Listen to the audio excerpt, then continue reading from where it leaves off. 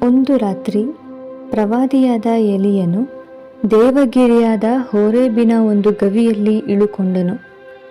ಆಗ ಅವನಿಗೆ ಯೆಹೋವನಿಂದ, ಎಲಿಯನೇ, ನೀನು ಇಲ್ಲೇನು ಮಾಡುತ್ತೀ ಎಂಬ ವಾಣಿಯು ಕೇಳಿಸಿತು.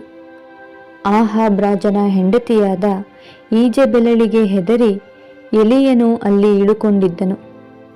ನಿನ್ನ ಪ್ರಾಣವನ್ನು ತೆಗೆದು ಬಿಡುತ್ತೇನೆ ಎಂಬ ಈಜೆಬೆಲಳ ಕಠೋರ ನುಡಿ ಎಲಿಯನನ್ನು ಬಹಳವಾಗಿ ಹೆದರಿಸಿತು.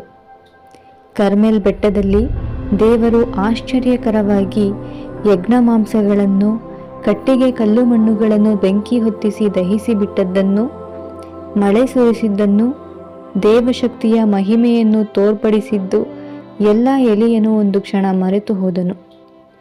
ಮರಣವನ್ನು ಅಪೇಕ್ಷಿಸಿ ಅರಣ್ಯದಲ್ಲಿ ಜಾಲಿಗಿಡದ ಕೆಳಗೆ ಇದ್ದ ಸಂದರ್ಭದಲ್ಲಿ ದೇವದೂತನು ಕೊಟ್ಟ ಕೆಂಡದ ಮೇಲೆ ಸುಟ್ಟ ರೊಟ್ಟಿ ಮತ್ತು 1 ತಂಬಿಗೆ ನೀರನ್ನು ಕುಡಿದು ಅವನು 40 ದಿವಸ ಹಗಲಿರಳು ಪ್ರಯಾಣ ಮಾಡಿ ದೇವಗಿರಿಯಾದ ಹೋರೇಬಿಗೆ ಬಂದು ತಲುಪಿದನು.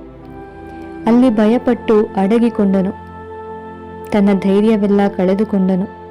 ಗೊಂದಲಗೊಂಡನು. ಏಕೆ? ದೇವರು ಅದ್ಭುತಗಳನ್ನು ಮಾಡುತ್ತಾನೆ ಎಂದು ಎಲಿಯನಿಗೆ ಗೊತ್ತು. ತನ್ನ ಸ್ವಂತ ಪ್ರಾರ್ಥನೆಯನ್ನು ಕೇಳಿ ದೇವರು ಮಹತ್ಕಾರ್ಯಗಳನ್ನು ಮಾಡಿದ್ದಾನೆ ಎಂಬ ಅನುಭವವಿದ್ದರೂ ಆತನು ಭಯಪಟ್ಟು ಅಡಗಿಕೊಂಡನು. ಅವನ ಬಲಹೀನತೆ, ಅಪನಂಬಿಕೆ ಅವನನ್ನು ಗುಹೆ ಸೇರುವಂತೆ ಮಾಡಿತು.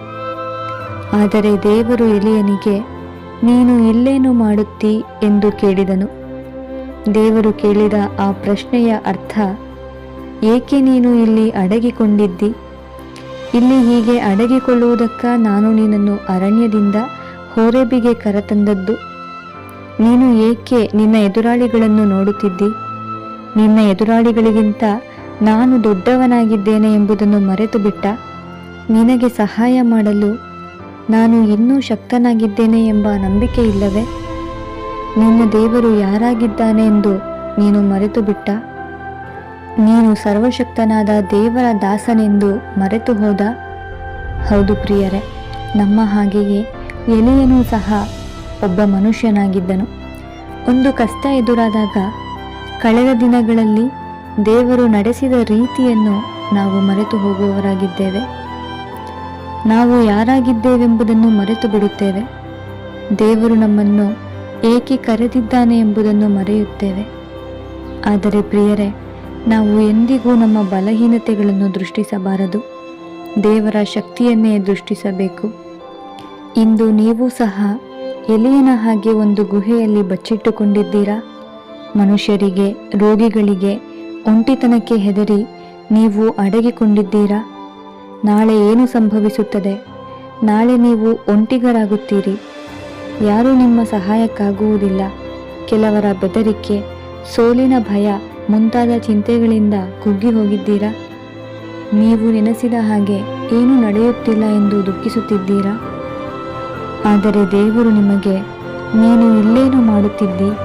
ಈ ಗುಹೆಯಲ್ಲಿ ನೀನು ಇರಬೇಕಾದವನಲ್ಲ. ನೀನು ಹೆದರಬಾರದು. ನೀನು ಒಂಟಿಗನಲ್ಲ. ನಿನ್ನೊಂದಿಗೆ ನಾನಿದ್ದೇನೆ.